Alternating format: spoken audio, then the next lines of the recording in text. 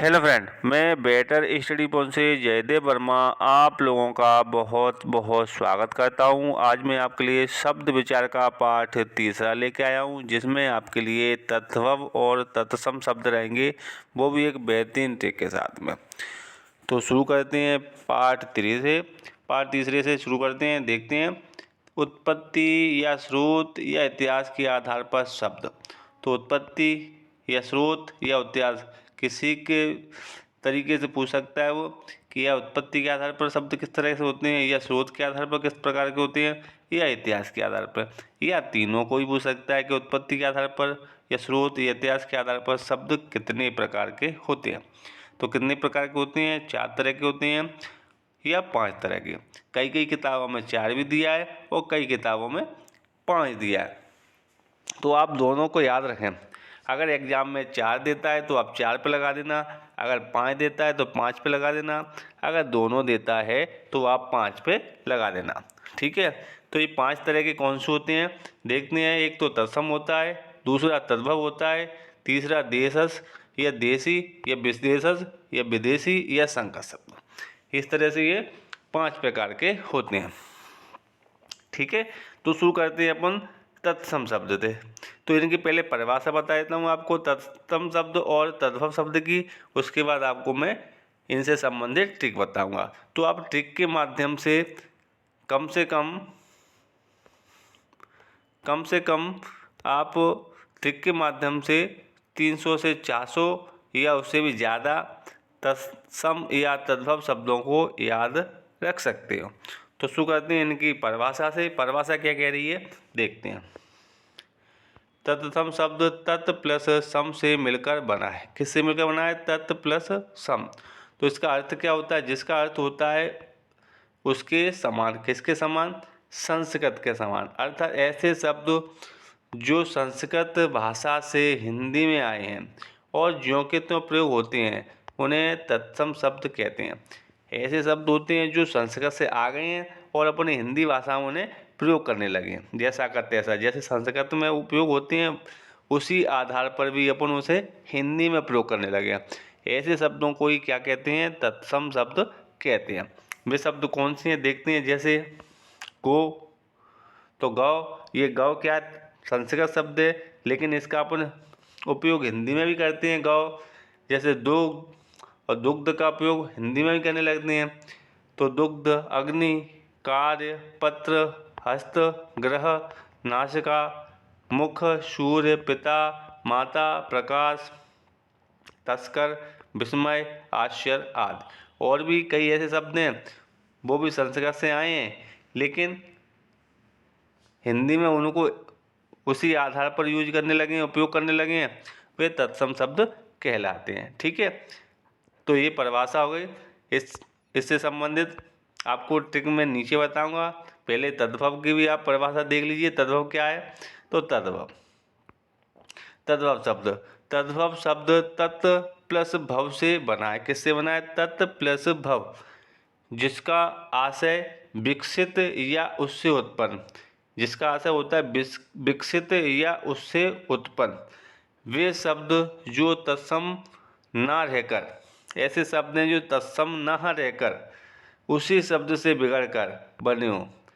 तत्सम नहीं है लेकिन उसी शब्द से बिगड़कर और बन जाए, वे शब्द क्या कहलाते हैं? तद्भव शब्द कहलाते हैं। किस तरह से बने हैं? बिगड़कर। देखिए, जैसे आपने ऊपर गौ पढ़ा था, गौ का क्या हो गया है? तद्भव में गाय। तत्सम में उसको गौ कहते हैं और लेकिन उसमें बिगड़ कर हुआ गौ का क्या हो जाता है? गाय। ऐसे दुग्ध को तत्सम में दुग्ध कहते हैं, लेकिन तद्भव में उसको क्या कहेंगे? दूध। अग्नि को क्या कहते हैं? आग। कार्य को काज, हस्त को हाथ, नासिका को नाक, मुख का मुंह, सूरज, चांद, रात, अमीय, अनाज, अचरज, भीतर, अफीम, 18, अचार, आधा, आशीष, आज, अदरक, अंधेरा आदि। इस तरह के जो शब्द हैं वो तद्भव शब्द कहलाते हैं। ठीक है, और भी कई शब्द हैं, इनसे शब्द अब संबंधित आपको मैं ट्रिक बता देता हूँ। आप ट्रिक के माध्यम से लगभग 400 या 300 से लगभग क्वेश्चनों को आराम से याद कर सकते हैं। इसको पढ़ने के बाद आराम से आप इससे संबंधित प्रैक्टिस लगा के देखिए, वो आप आराम से समझ जाएंगे कि हाँ ये ट्रिक सही है। इसके माध्यम से आप आराम से याद रख सकते हो शब्दों को। तो देखिए, तत्सम शब्द या तद्भव शब्द। तो तत्सम शब्द में क्या है, अणा, जहाँ पर अणा दिख जाएगा, अणा, अधिकतर अणा दिख गया तो अधिकतर वे शब्द तत्सम शब्द होते हैं। जैसे दक्षिण है तो दक्षिण दिख गया, या और भी कई शब्द हैं अणा लगा रहता है उनमें, अगर इस तरह से अणा लगा है और दिख गया तो वो कौन सा शब्द कहलाएगा, तत्सम शब्द कहलाएगा। ठीक है, जब इसको अगर अपन बदलते हैं तो अणा का क्या हो जाता है तद्भव में, और अणा का अगर तद्भव बनाएंगे दक्षिण का तो क्या हो जाएगा, दक्षिण का दाहिना। अणा का क्या हो जाता है, ना, जहाँ पर ना दिख जाएगा वहाँ कौन सा शब्द होता है, तद्भव। ठीक है, वहाँ पर ना दिख जाए वहाँ तद्भव, और जहाँ पर अणा दिख जाए वहाँ क्या होता है, तत्सम। आगे देखें, आगे क्या है, दूसरा कह रहा है जहाँ छतरी का अच्छा दिख जाए, जहाँ छतरी वाला अच्छा दिख जाए समझ लेना वो तत्सम शब्द है। कौन सा शब्द है, तत्सम। जहाँ छतरी का अच्छा दिख रहा है वो तत्सम है।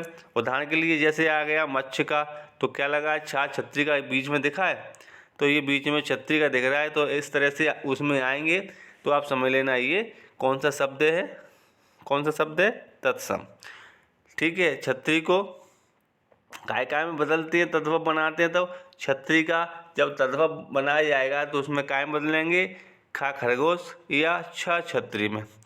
किसमें, खा खरगोश या छ छाता वाले में, इसमें बदल जाता है। क्या, छ छतरी का जब तद्भव बनाया जाता है तत्सम से तो वो या तो खा में बदल जाता है या छ छाता में बदल जाता है। कैसे, देखिए, जैसे क्या है, मच्छ का है तो मच्छ का क्या हो जाएगा, मक्खी। काय बदल रहा है, खा में, काय बदल रहा है, छा छतरी का खा में, तो मक्खी। अगर खा या छ छाता का दिख जाए तो वहाँ समझ लेना वहाँ तद्भव शब्द होता है। ठीक है, क्या होता है, तद्भव। किसी शब्द में खा या छा छाता का दिख रहा है तो वो समझ लेना आप वहाँ तद्भव है, और जहाँ छतरी का दिख रहा है वहाँ तत्सम है। आगे देखिए, अगला क्या कह रहा है, अगला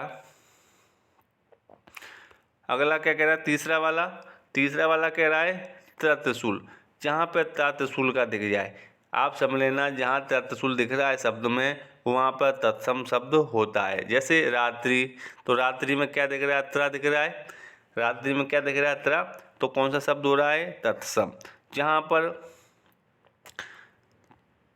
त्रा दिख जाए तो समझ लेना वह कौन सा शब्द है, तत्सम। तो त्रा को तद्भव में बदलते हैं तो क्या बनते हैं, ता हो जाता है। त्रा का जब तद्भव बनाया जाता है तो क्या हो जाता है, ता। तो जहाँ पर ता दिख जाए, जैसे रात, तो रात में ता दिख रहा है, इस तरह से ता दिख रहा है तो समझ लेना कौन सा शब्द हो रहा है, वो तद्भव। कौन सा शब्द हो रहा है, तद्भव। आगे देखिए, सा सीटी वाला।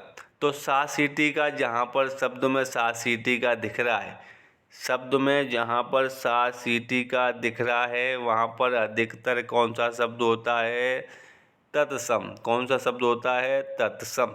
जैसे श्यामला, तो श्यामले में क्या लगा है, सा, और सा सीटी का दिख रहा है तो आप आराम से लगा सकते हैं कौन सा शब्द है, कौन सा शब्द होगा वो, तत्सम। ठीक है, लेकिन जब उसका तद्भव बनाया जाता है सा सीटी का, इसमें बनाया जाएगा, किसमें, तद्भव में बनाया जाएगा, तो किसका हो जाएगा, सा सर्प का। किसका हो जाएगा, सा सर्प का।